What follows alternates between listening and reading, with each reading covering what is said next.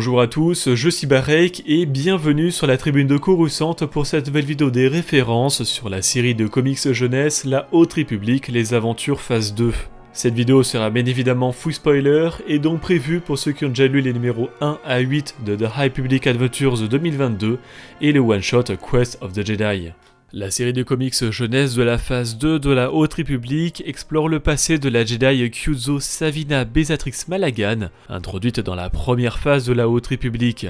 Sur la première planche, Sav se présente et dit qu'elle vient de la planète Fatrong sans y avoir de souvenir. Fatrong avait été créée lors de la diffusion de la série animée The Clone Wars comme planète d'origine du chasseur de primes Embo et est donc devenue la planète des Kyuzo de manière générale.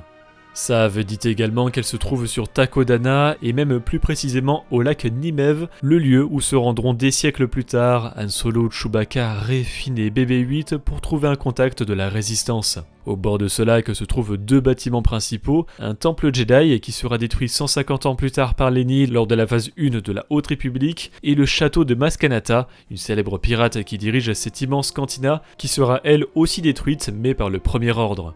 En entrant dans la bâtisse, Sav Malagan nous fait la présentation des personnages présents. On y retrouve Alak, un humain monté sur un corps métallique arachnide qui serait recherché dans pas moins de 20 systèmes. Shan la silencieuse, la protégée d'Alak. Coromant Weasel, un contrebandier déjà arrêté 1 milliard de fois rien que ça. Serm l'incisif, ou de son nom complet Thermoculus Crinsinvolt l'incisif, un Ephran qui était présent au port Ipso sur Vandor dans Solo A Star Wars Story, et Dexter Jester, le basilisque ami d'Obi-Wan Kenobi dans l'attaque des clones, et qui l'aide dans son enquête de la tentative d'assassinat contre la sénatrice de Naboo, Padmé Amidala.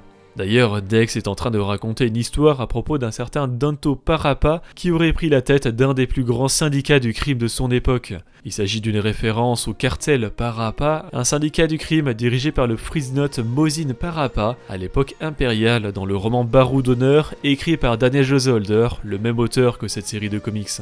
Mais dans la pièce, il y a de nombreux autres personnages comme un Mon Calamari, un Zabrak et un Weequay, mais surtout d'autres personnages qui ne sont pas originaux comme Ourid 327, un droïde utilitaire apparu justement au château de Maskanata dans le Réveil de la Force, mais qu'on avait déjà retrouvé dans les flashbacks sur l'Aloxien Cort dans la série de comics jeunesse de la phase 1 de la Haute République. ME8D9 ou EMI est un droïde de protocole qui était aussi présent à la fois dans le Réveil de la Force mais aussi dans la phase 1 de la Haute République. Et enfin, sur cette double planche est aussi présent un autre personnage important de l'histoire de ces comics, l'humain Raph Tatchburn, un chasseur de pirates qui travaille comme inspecteur du commandement anti-piraterie galactique. Raph est accompagné d'un molosse corélien appelé Tantic, une sorte de chien originaire de la planète Corellia inventé pour le film Solo, alors utilisé par les Vers Blancs. La tension monte entre Alak et Raph Tatchburn, mais Sav Malagan rappelle que rien ne peut se dérouler dans l'enceinte du château, car la seule règle imposée par Maskanata est pas de bagarre. Et tout le monde respecte Maskanata.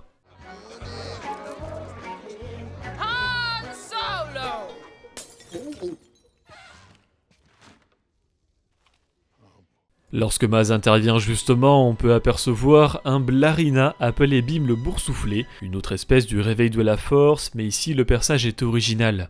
Dans le film, le Wally-Van que l'on découvre est alors interprété par l'acteur Warwick Davis, et Wally-Van s'inscrit dans la suite des rôles de Warwick Davis qui commence par un W, avec Wicket W. Warwick dans Le Retour de Jedi et l'Ascension de Skywalker, Wald dans L'Arme Fantôme et Weasel dans L'Arme Fantôme et Solo A Star Wars Story.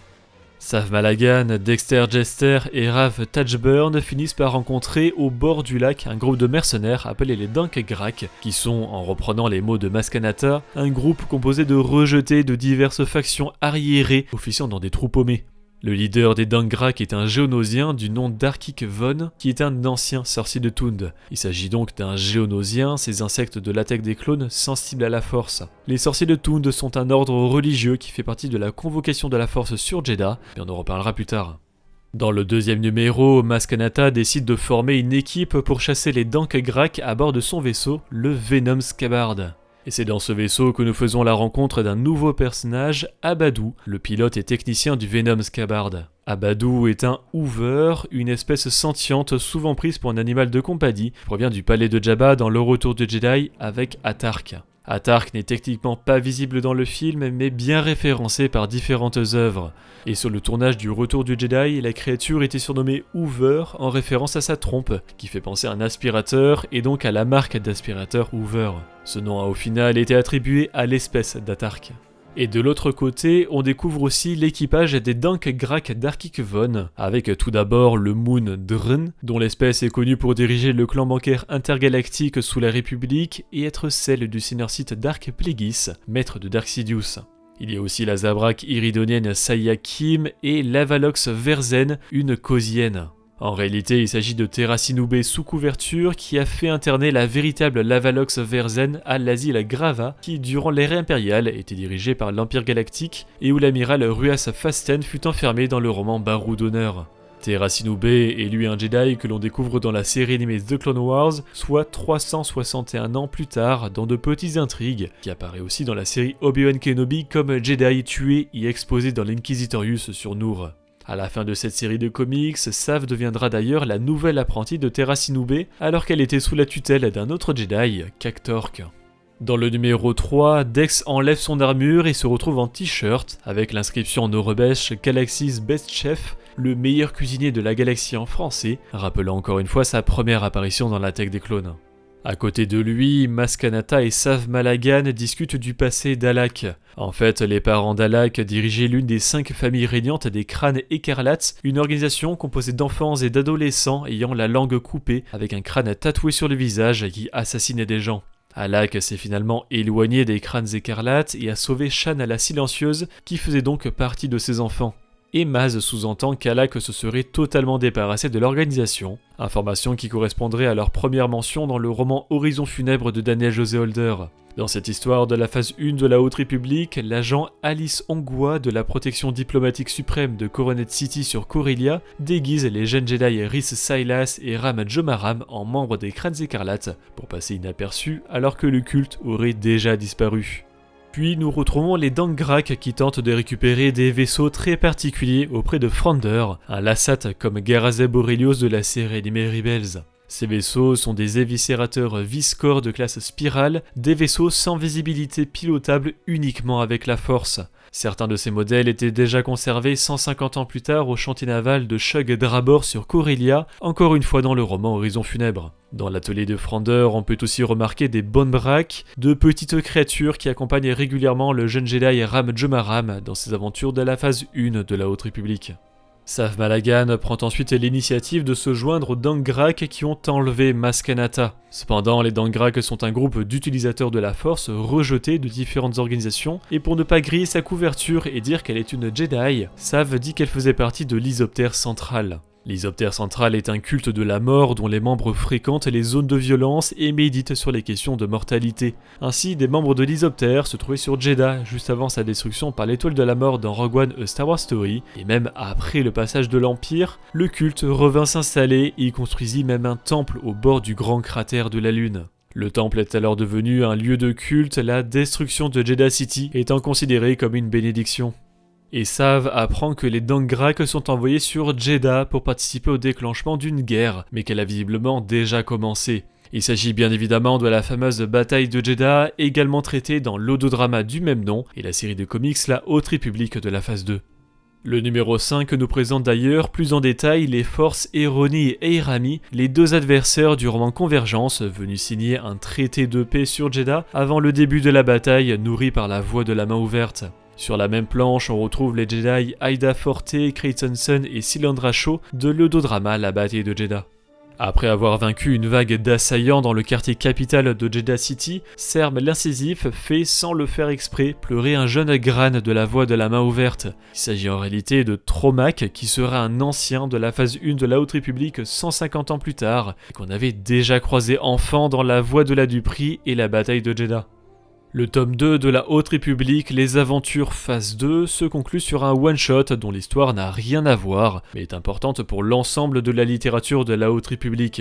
Ce one-shot s'intitule La quête des Jedi, ce qui est le titre de cette phase 2, la phase 1 étant La lumière des Jedi comme son premier roman, et la phase 3 Les épreuves des Jedi, le titre du roman qui conclura la Haute République.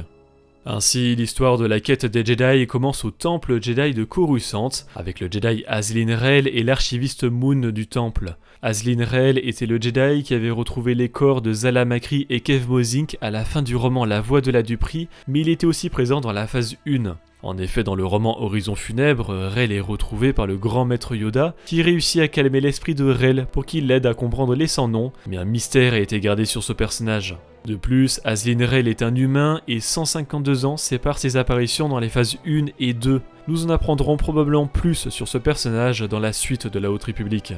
Dans ce one-shot, Azlin Rael et l'archiviste se recueillent devant l'Arche au Kyber. Il s'agit d'une structure constituée de cristaux Kyber de Jedi morts, dont ceux de Zala et Kevmo désormais, mais on avait vu cette arche pour la première fois dans le roman En pleine ténèbres de la phase 1, où la maître Jedi Jora Mali avait posé une énigme à son padawan Rhys Silas. La Togruta lui avait exposé qu'aucun Jedi ne pouvait franchir l'Arche au Kyber seul, et la maître avait demandé à son apprenti pourquoi. Rhys finit par comprendre que n'importe qui peut physiquement franchir l'arche en solitaire, mais qu'en réalité, tous les Jedi qui se sont sacrifiés et dont leurs cristaux Kyber reposent désormais ici l'accompagnent. Mais la quête des Jedi raconte surtout ce que découvre Azlin Rael dans les archives Jedi, une découverte faite il y a environ un siècle. On y suit le maître Jedi Barnabas Vim et sa padawan Vix Phonic, l'humain étant inspiré d'un des premiers concept art présentés au public de la Haute République. On peut d'ailleurs noter qu'il a des pièces d'armure sur ses avant-bras, comme les Jedi de la guerre des clones. Les deux Jedi se rendent alors sur le monde d'Angkord pour enquêter sur la présence d'un artefact, une gemme qui amplifierait la connexion à la Force. Elle aurait été cachée à l'époque des Sith afin d'éviter qu'elle tombe entre les mains d'un seigneur noir appelé Dark Ravi. Cet artefact s'appelle la Pierre d'Echo et la reine d'Angkord explique que c'est grâce à elle que la vie a pu prospérer sur une île alors que la planète Angkord est assez inhospitalière. En réalité, le pouvoir de la Pierre d'Echo a été abusé par les habitants d'Angkord et elle a commencé à drainer leur essence de vie en utilisant le côté obscur de la Force.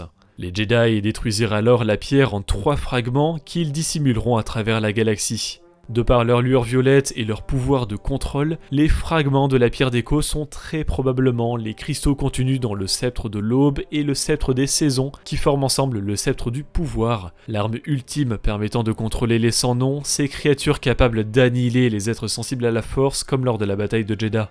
Cependant, la Pierre d'Echo a été brisée en 3 parties, peut-être qu'Azlin Rael est lié à cette dernière, comme le laisse sous-entendre la dernière planche du one-shot.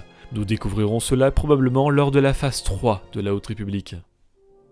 En complément de cette vidéo, je vous invite à voir ou revoir la rediffusion de notre critique que nous avons faite en live sur Twitch et disponible sur notre chaîne YouTube secondaire.